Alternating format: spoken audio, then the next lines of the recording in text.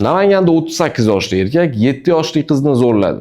Namanganda sodir bo'lgan hodisa butun O'zbekistonni larzaga soldi. 7 yoshli qizga nisbatan zo'ravonlik bu nafaqat jinoyat, bu jamiyatdagi og'riqli haqiqatdir. Qiziqarli joyi shundaki, nashrning qayd etishicha, BS oldin ham nomusga tegish jinoyatini sodir qilib, sudlangani ma'lum bo'ldi. Xususan, u Namangan tuman sudining 2020-yil 26-fevraldagi hukmi bilan Jinoyat kodeksining 118-moddasi, ya'ni nomusga tegish 3-qismi B bandida nazarda tutilgan jinoyatni sodir etganlikda aybdor deb topilgan. Endi unga 10 yil u 2 oy muddatga ozodlikdan mahrum qilish jazosi tayinlangan. Chirchiq shahar sudining 2025-yil 19-fevraldagi ajrimi bilan BSning o'talmagan 5 yil u 1 kun ozodlikdan mahrum qilish jazosi shu muddatga axloq tuzatish ishlari jazosiga almashtirilgan.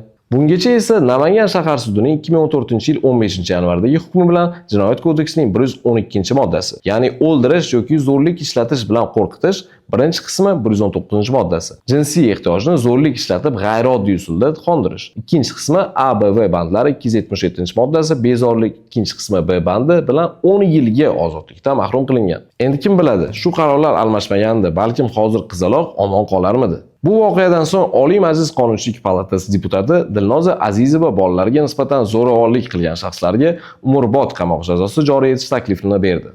Bu taklif ko'pchilikning qo'llab-quvvatlashiga sazovor bo'ldi. Chunki bunday jinoyatlar kechirilmaydi.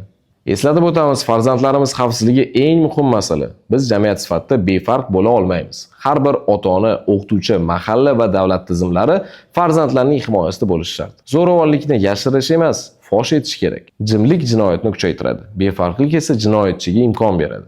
Ushbu hodisa bo'yicha fikringizni izohlarda qoldirishingiz mumkin. Hammaga rahmat.